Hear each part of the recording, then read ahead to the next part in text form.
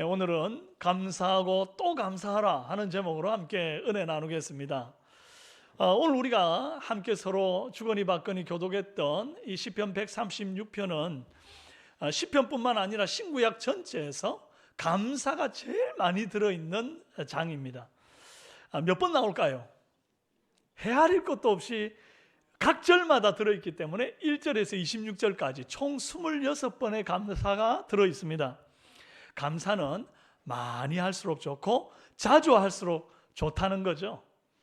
여러분 하루에 몇 번이나 감사하고 사십니까? 나 늘 막 일상에 바빠가지고 당장 발등에 떨어진 불 끄느라고 바쁜 업무 해결하느라고 감사할 여유 없이 그냥 그렇게 지내는 것 아닙니까? 심지어 기도할 때조차도 눈만 감으면 하나님 이거 들어주세요, 저거 들어주세요, 요구사항부터 주르륵 나열하느라고 감사를 먼저 올려드리는 것을 혹시 빼먹고 있지는 않습니까?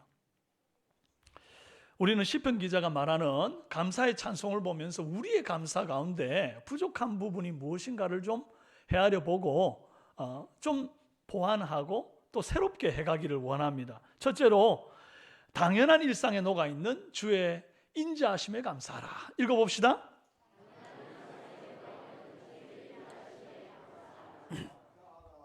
우리는 보통 돌감사, 생일감사, 입학감사, 취업감사, 승진감사, 또 결혼감사, 퇴원감사, 사고 날 뻔했는데 안 난 거 감사, 이런 아주 특별한 사정이 있고 뭔가가 되어졌을 때에 그때 감사, 예물과 함께 감사하는 경향이 있습니다. 근데 오늘 시편 기자를 보니까 일상의 감사가 몸에 배어 있는 거예요. 5절 이하로 보면 어떤 감사가 나오는가 하니까 지혜로 하늘을 지으신 이에게 감사하라. 땅을 물 위에 펴신 이에게 감사하라. 큰 빛을 지으신 이에게 감사하라. 해로 낮을 주관하게 하신 이에게 감사하라. 달과 별들로 밤을 주관하게 하신 이에게 감사하라 그러셨어요. 범우주적 차원의 감사입니다. 사실 하늘이 있다는 거, 땅이 물 위에 있다는 거, 해가 낮을 비춘다는 거, 달이 밤을 비추고 별이 밤에 빛난다는 거, 여러분 이건 너무 당연한 일이라서 우리가 별로 감사하지 않고 그냥 지나가는 것들입니다. 사실 여러분들 오늘 교회 오시면서 땅을 주신 하나님, 내가 그 땅 위를 차로 달리고 있는 거에 감사하신 분이 있으면 손 한번 들어보십시오. 한 분 딱 들었어요. 예. 훌륭합니다. 혹시 내가 지금 숨 쉬고 있는 이 공기 하나님 주신 거 감사하면 오늘 나는 공기 주신 거 분명히 마음속으로 감사하는 거 말고 정말 진심으로 나는 공기 주셔서 감사하면 손 들어 보십시오. 아주 한 두세 분 드는데요. 정말 훌륭합니다. 이런 감사가 사실은 우리에게 필요한 감사였다는 것을 오늘 말씀을 통해 우리가 좀 깨닫기를 원합니다. 저희 집에 아이들 정서와 가습 효과를 위해서 어항 조그만 걸 하나 두었다고 예전에 한번 말씀을 잠깐 드린 적이 있습니다. 제가 제일 처음에 이제 어항을 할 때 뭘 몰랐는데 다 해놓고 나서 보니까 하나님의 창조 섭리의 10,000분의 1이라도 조금 깨닫게 되는 그런 부분이 있었어요. 처음 어항 시작할 때 아무것도 몰랐습니다. 물만 있으면 물고기가 사는 줄 알았습니다. 그런데 어항을 사니까 수족관 사장님이 그것만 가지고 안 된다는 거예요. 바닥에다가 바닥재라는 걸 깔아서 흑사, 모래보다 좀 굵은 흙을 깔아줘야 된대요. 그래서 그걸 또 샀습니다. 그랬더니 이제 거기에다가 수초를 심어야 된대요. 이분이 점점 더 뭘 팔아먹으려고 나한테 강요하는구나 이런 생각이 들었습니다. 그래서 또 사야 된다니까, 그거 없으면 안 된다니까 그것도 사야 되나 고민을 좀 했어요. 조금 있다가 이제 물을 깨끗하게 걸러주는 여과기를 사야 된대요. 그래서 여과기 얼마입니까? 그러니까 종류별로 있어요. 좀 싸고 작은 놈으로 하나 하랬더니 그러면 잘 안 걸러진다네요. 조금 비싸고 이게 좀 모터가 좀 좋은 걸 해야 된다네요. 또 갈등을 하게 만들어요. 또 조금 있다가 이것이 끝이 아니래요. 조명을 또 해줘야 된대요. 또 형광등 조명은 약해가지고 식물이 안 자란다나 LED를 해줘래요. 또 그러고 나니까 물을 넣어두고 물을 넣어두고 일주일 정도를 계속 여과기를 돌려가지고 염소와 불소를 빼주고 난 다음에 물고기를 넣으래요. 그렇게 요구사항이 많은지 몰라요. 그건 제가 생각에 이건 뭔가 팔아먹으려고 하는 이런 상술이 좀 많이 들어있겠다 싶어가지고 제 생각에 요거는 좀 빼자 저거는 빼자 이라고 수초도 빼고 모터 약한 놈으로다가 좀 싼 걸로 여각이 달고, 그리고 뭐 겨울에 발열기를 해서 물고기가 뭐 백전병이라는 감기가 안 걸려야 된다나요? 그 감기 걸리면 물고기들이 다 폐사한대요. 말도 안 되는 소리라고 생각했습니다. 감기? 물고기가 뭔 감기야? 그래가지고 발열기 안 샀어요. 그렇게 해가지고 딱 어항을 갖다 놓고는 그냥 최소한의 것만 몇 개 갖다 두고 그 다음에 물을 넣고 네온 테트라라고 하는 자그맣고 싼 물고기 50마리를 그냥 확 풀어 넣었는데 일주일 못 기다리겠습니다. 그래갖고 이틀 만에 그거 그냥 파는 분들이 하시는 얘기야. 그러고는 이틀 만에 풀었어요. 잘 삽디다. 이 물고기가 너무 잘 살아요. 그래서 역시 물고기는 물만 있으면 살아 그랬는데, 이 시간이 지나면서 이 독한 물에 이 물고기들이 점점 죽어가기 시작하는데 한 달 안에 50마리가 다 폐사를 했습니다. 물고기가 말을 할 수 있었으면, 사람 말 할 수 있었으면 저한테 욕 엄청 했을 겁니다. 여러분, 열대어 사는 작은 어항 하나도 이렇게 열대어를 좀 잘 알고 생태에 맞춰서 환경을 조성해주고 그러고 난 다음에 물고기를 집어넣어야 되는데 이것저것 내 생각대로 건너뛰어 버리니까 결국 참 오래오래 살 녀석들이 그냥 한 달도 안 돼서 죽어버리는 결과를 맞더라는 거예요. 제가 이걸 보면서 이런 의미에서 우리 하나님은 참 인자하신 분이다. 하나님은 사람을 잘 지으시고 잘 아시는 분이기 때문에 사람이 살 수 있는 최적의 환경을 만들어 놓고 이 땅에 우리를 이렇게 창조하시고 보내셨다는 거예요. 첫째 날 빛과 어두움을 탁 만드시고, 둘째 날 물 가운데 궁창을 만드시고, 그리고 셋째 날 땅과 바다를 만드시고 땅에 식물을 심으시고, 또 바닥재를 이렇게 쭉 깔고 꼭 어항에 바닥재 깔듯이 기초공사를 싹 하신 거예요. 그러고 난 다음에 또 그 속에 이제 하늘에 떠 있는 해달 별을 넷째 날 이렇게 만드시잖아요. 그러니까 이제 조명을 달아준 것과 같아요. 그리고 육지의 동물들을 만드시고 물고기 새들 만들어 가지고 우리가 먹을 것들, 육해공 다 먹는 것들이잖아요. 그래서 먹거리들을 다 또 준비해 놓았습니다. 사람들이 살 수 있는 최적의 환경, 볼거리, 먹거리, 다양하게 누릴 것들을 준비해 놓고 난 다음에 마지막에 사람을 딱 창조해서 누리게 하시더라는 거예요. 그러니까 이 모든 자연 환경, 우리가 지금 살아가고 누리고 있고 땅을 딛고 있고 숨 쉬고 있고 보고 있는 것들이 다 하나님의 놀라운 인자심으로 말미암아 우리에게 주신 은택이더라. 할렐루야. 그리고 하나님이 베푸신 일상 가운데 절대 놓치지 말아야 할 감사의 제목이 뭔가 하니까 음식에 대한 감사예요. 25절에 모든 육체에게 먹을 것을 주신 이에게 감사하라. 그 인자심이 영원함이로다.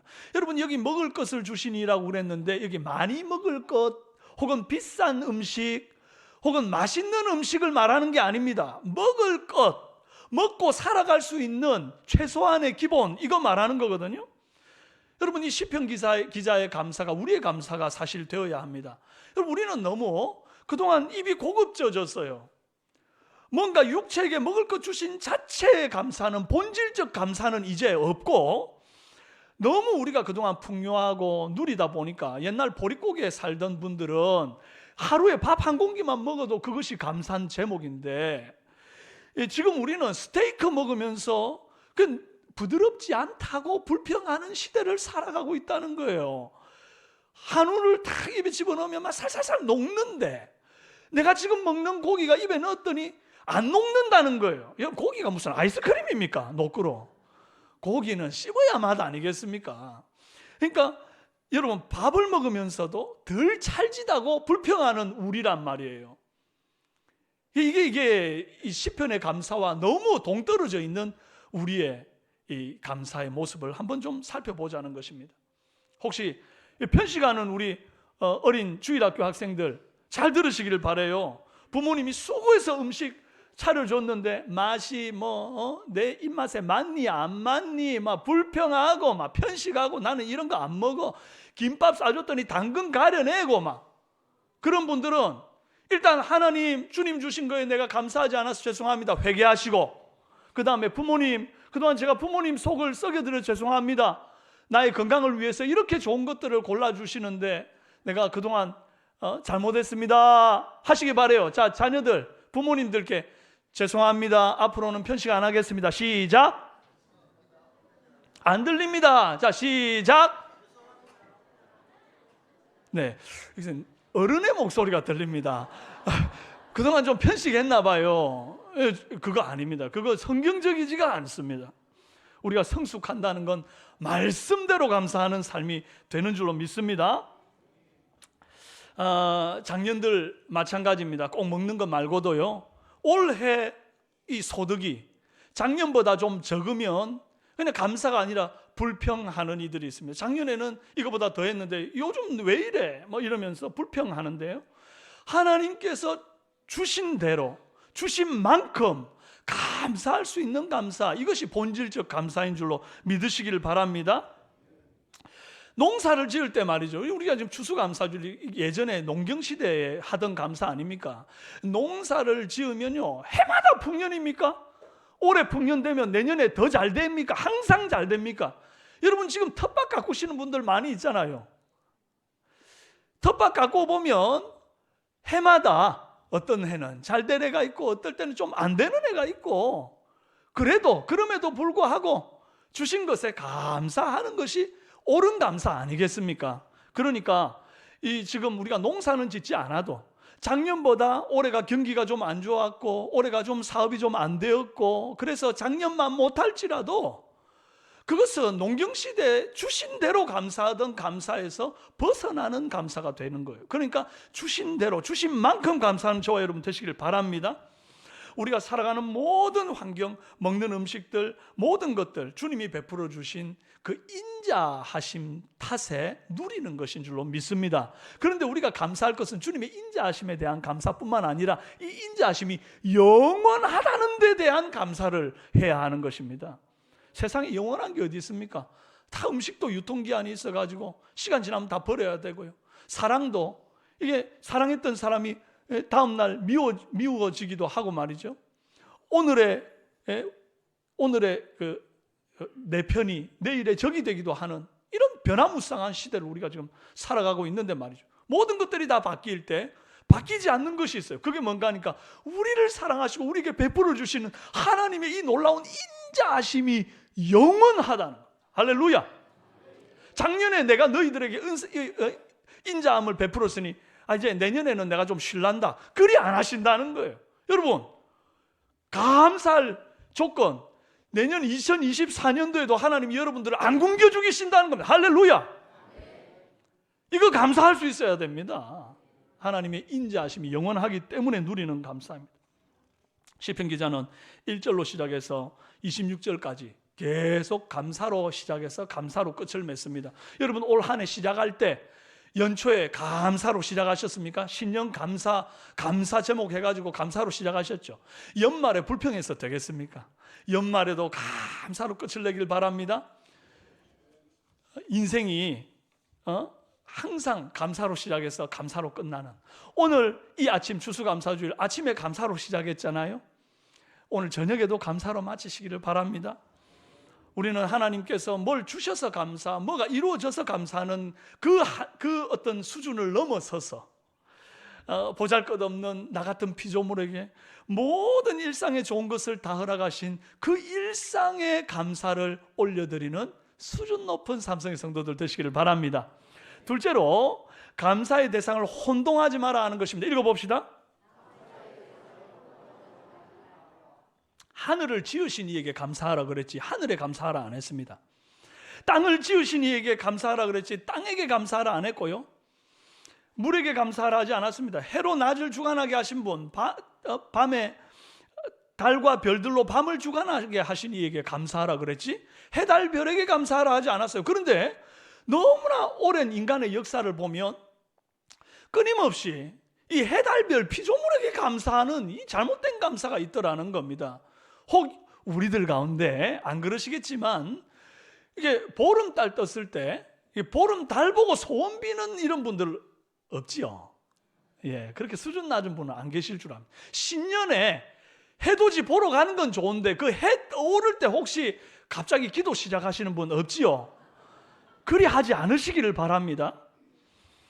여러분, 그게 생각보다 그거 뭐 별거라고, 그거 하면 어때? 이렇게 생각하면 곤란하신 것이 하나님의 말씀이 우리에게 아주 엄중하게 그런 것들을 경계하고 있습니다. 스바냐 1장 5절 6절 말씀, 또 지붕에서 하늘의 무별에게 경배하는 자들과 경배하며 여호와께 맹세하면서 말감을 가르쳐 맹세하는 자들과 여호와를 배반하고 따르지 아니한 자들과 여호와를 찾지도 아니하고 구하지도 아니한 자들을 멸절하리라. 보십시오. 여러분, 신앙이 있다고 다 천국 가는 게 아니라 신앙이 똑 발라야 천국 가는 거예요. 먼저는 주님이 만든 피조물들에게 경배하는 거, 이거 완전 멸절하시네. 그런 것들에게 비는 것 자체를 하나님 싫어하십니다. 그리고 많은 사람들이 하나님을 경외한다면서 다른 것 하나 더 겸해서 섬기는 이들이 있습니다. 제가 예전에 보니까 어떤 분이 그래요. 죽어서 하늘나라 갔더니 예수님이 있을지 부처님이 있을지 어찌 아노? 그래서 나는 둘 다 섬긴다, 이러는 사람도 봤습니다. 그런 양다리 걸치는 신앙은요, 하나님이 멸절하겠다. 여호와를 경외한다 하면서 말감을 섬기는 자 내가 멸절하겠다, 분명히 말씀하십니다. 그뿐만 아니죠. 이제 누가복음 16장 13절에 보면 집 하인이 두 주인을 섬길 수 없나니 그래요.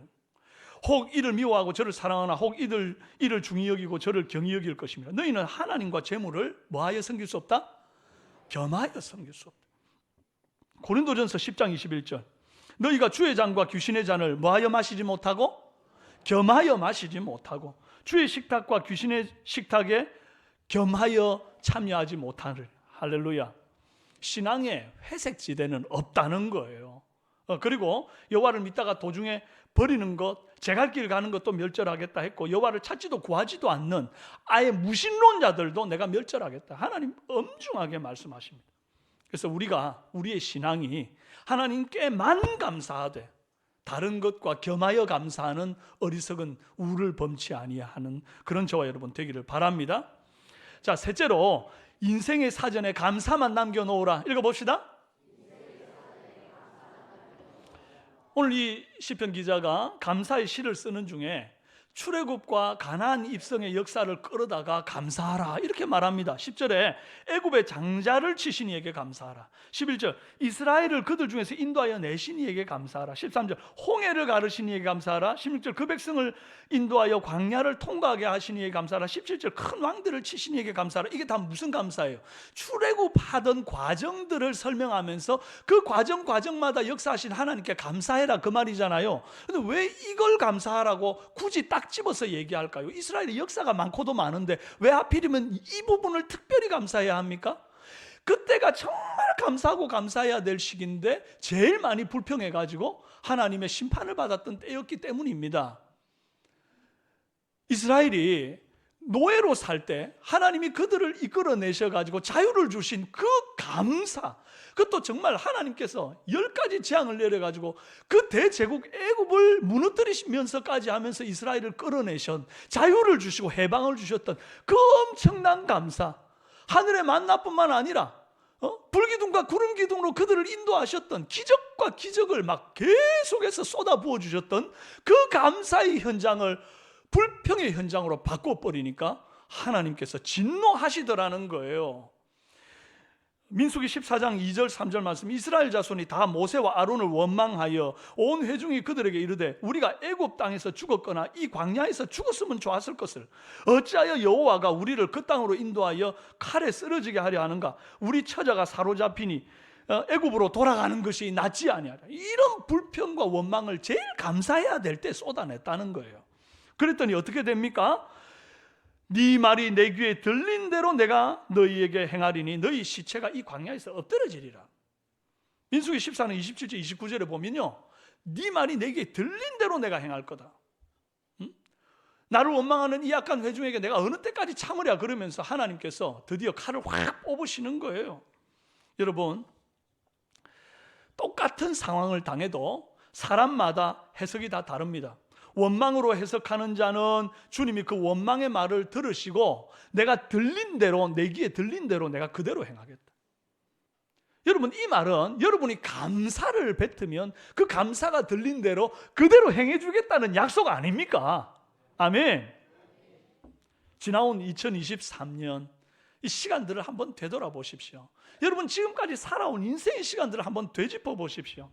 혹시나 내가 정말 감사해야 되는 순간에 원망한 것은 없는지 여러분을 잘 한번 좀 돌아보는 이 감사 자리가 되기를 바랍니다. 여러분, 원망할지 감사할지 선택은 나의 몫입니다. 상황은 똑같은데 그 상황에 대해서 원망할지 감사할지 선택은 내 몫이라고요. 그리고 그 선택에 대한 책임도 내 몫입니다.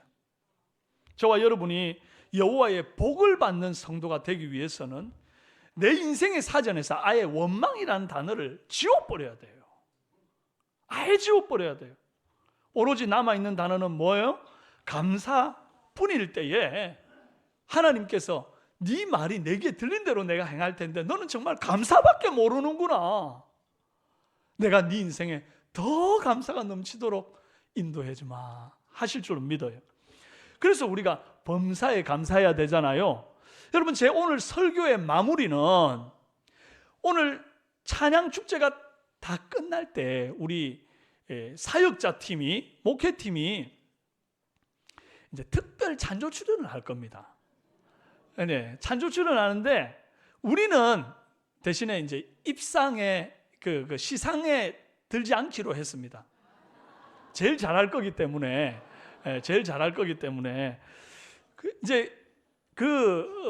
마지막 그 마무리가 제 설교의 마무리라고 보시면 되겠어요. 우리 이제 목회팀이 하는 찬양이 있거든요. 그 찬양의 가사가 사실은 범사에 감사하려면 어떻게 해야 감사가 되는가를 잘 알려주는 가사더라고요. 제가 한번 가사만 읽어드릴게요. 그래서 감사, 그래도 감사, 그러나 감사, 그러므로 감사, 그렇지만 감사, 그럼에도 감사, 그러니까 감사, 아주 그냥 감사, 그리 아니하실지라도 감사, 그리 하실지라도 감사, 그럼에도 불구하고 감사, 이래도 저래도 감사, 매일매일 감사, 항상 감사, 쉬지 말고 감사, 그러니까 범사에 감사가 되더라. 할렐루야. 여러분, 우리가 방금 제가 말했던 이 상황대로 한번 감사해 보면 감사하지 못할 상황은 없습니다. 사는 여러분, 우리의 인생에 원망이라는 단어 쏙 빼고 오로지 남아있는 이 감사의 단어만 가지고 남은 2023년도 그리고 앞으로 남은 하나님 앞에 설 그날까지 감사의 삶으로 달려가는 저와 여러분 다 되시기를 주님의 이름으로 축원합니다. 기도하겠습니다.